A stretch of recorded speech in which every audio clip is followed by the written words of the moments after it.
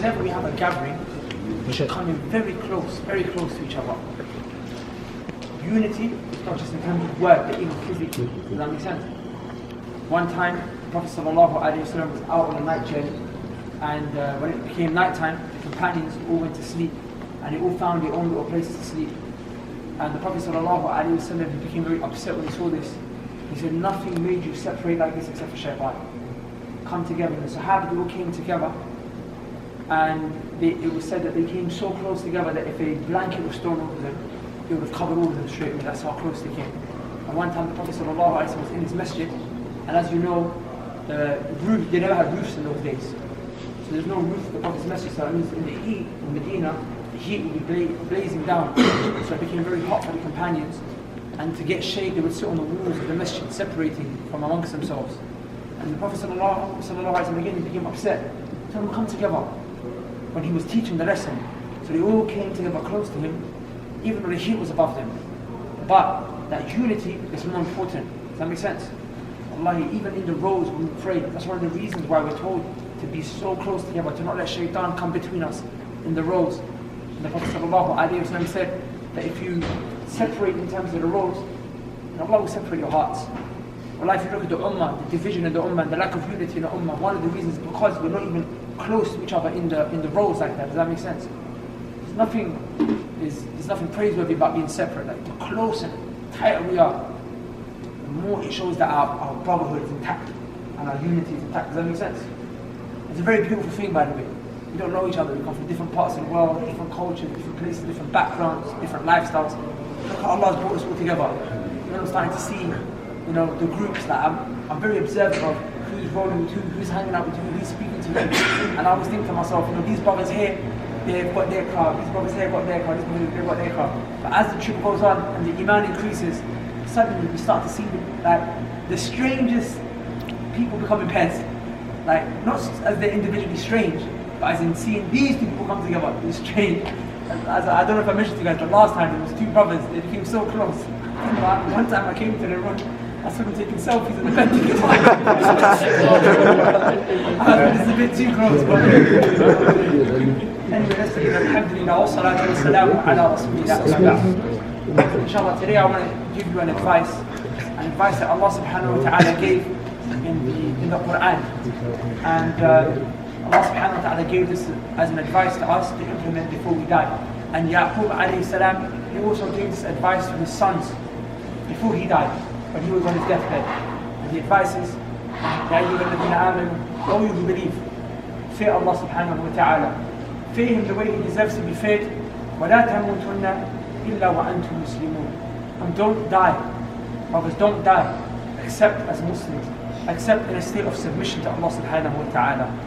And I'm going to give you two tips, my brothers, to be able to die as Muslims, to be able to die as believers. Because the fact that we're here now and we're in a good place doesn't mean that when we die we're going to be in a good place. Because the Prophet sallallahu alaihi wasallam said, "Inna ahadakum." The Prophet sallallahu alaihi wasallam said, "Inna ahadakum la ya'malu bi'amali ahli al-jannah." That some of you might be doing the actions of the people of Jannah, like you guys, mashallah. You're praying qiyamul layl, dhikr, umrah, tawaf. Mashallah, you guys are doing a lot, man. Allahu barik. These are the actions of the people of Jannah. The Prophet said there might be someone who's doing the actions of the people of Jannah. Like in فَيَسْبِقُ عَلَيْهِ الْكِتَابِ. But suddenly something happens. فَيَعْمَلُ بِعَمَلِ أَهْلِ النَّارِ. And the person starts to do actions of the people of Jahannam. And what happens? فَيَدْخُلُهَا. He dies upon that and then he enters into the hellfire. And the opposite is true. A man might be doing the actions of the people of hellfire his whole life. He might have spent his whole life doing sin upon sin, evil upon evil. But then just before he dies, what happens?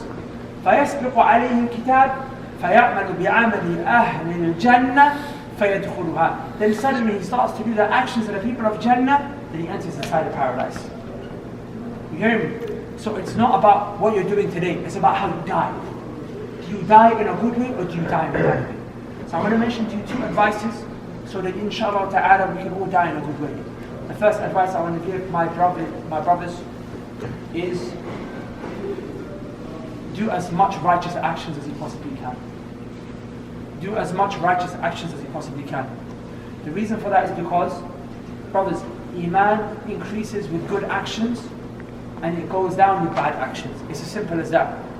Some brothers, I know how you might be feeling because I've done Umrah many times with brothers and groups, and I know the feeling the thing that comes into their mind. Some of them are going to be like, I wasn't feeling it. I wasn't feeling it. Okay?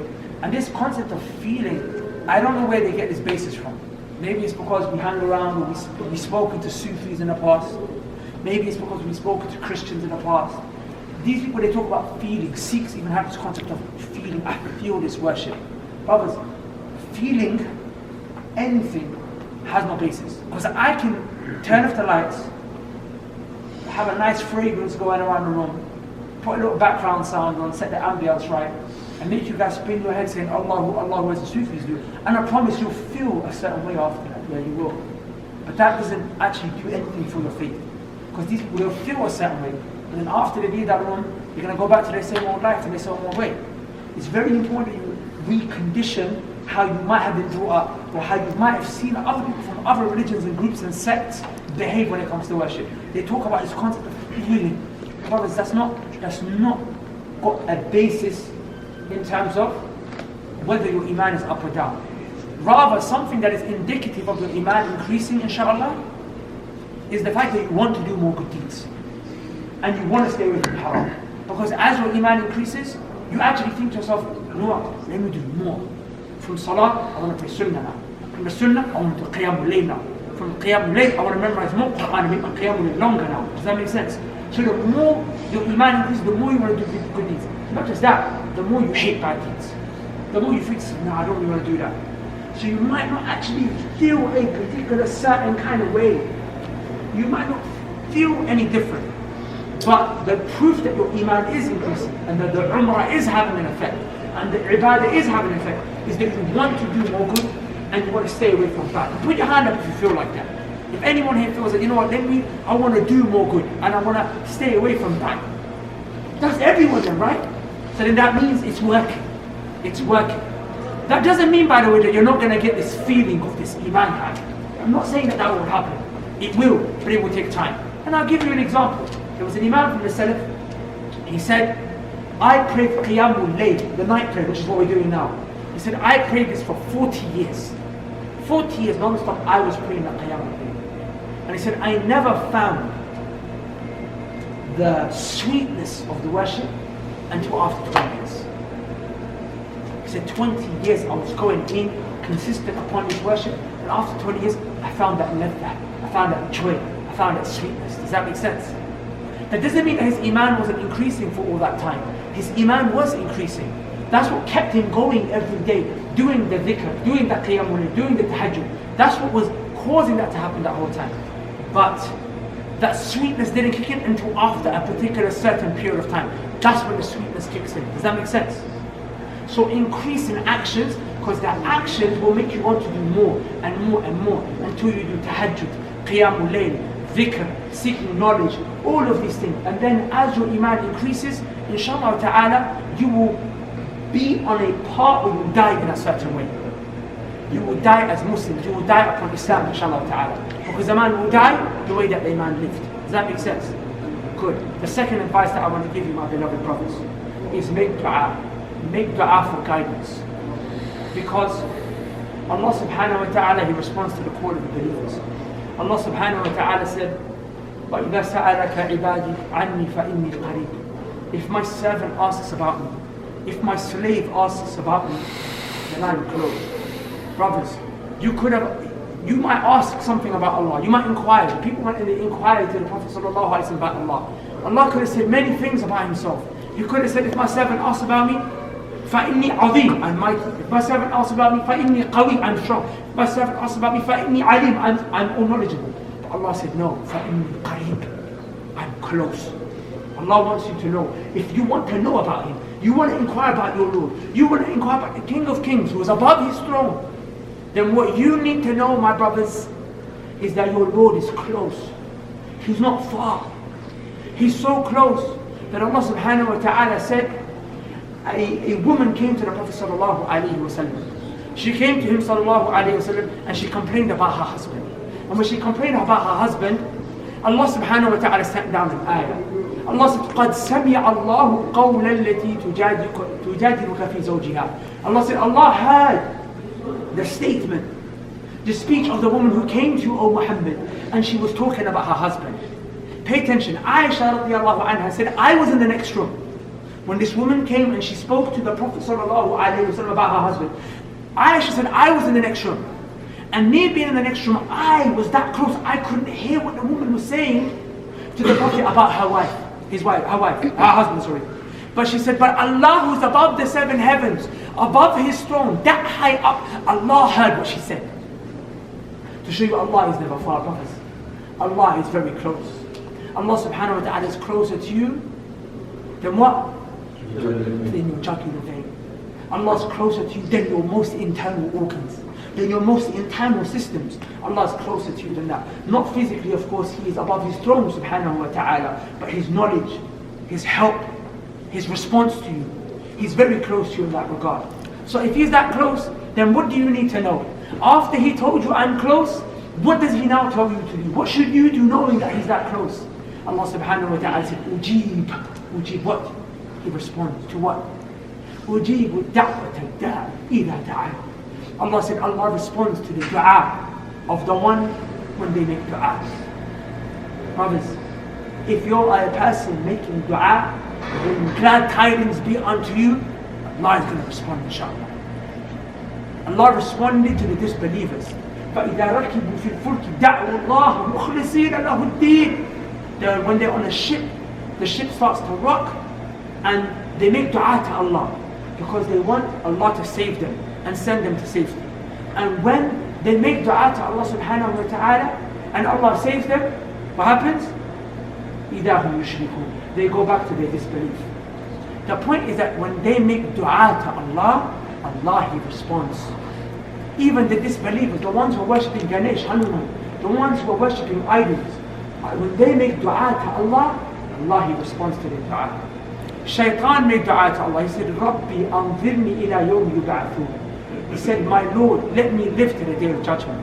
And Allah responded to the dua of Shaitan. Iblis, may Allah's curse be upon you. Are you worse than Iblis? Never. Are you worse than disbelief? Never. So if Allah responded to their dua, of course Allah subhanahu wa ta'ala is going to be, inshallah ta'ala, respond to your dua. So brothers, raise your hands and make dua to Allah. And what better dua is there for you to make except for guidance? That's why every salah we say, Ihdina as-siratal mustaqim. Allah, guide us to the straight path. Guide us to the straight path. So this is a dua we should make consistently, insistently, persistently. This is something that should always be on our tongue. That is why Ibrahim alayhi salam, who is a man who when he was young, as a child, he broke idols with his own hands. Shirk, which is things that are clear-cut shirk, idols. If I bring a little child and I say, what is shirk? He'll say, this statue right here is shirk. Would he not say that? It's the most clear-cut, base form of shirk. So if there's a person who's not going to fall into shirk, then it's going to be Ibrahim, right?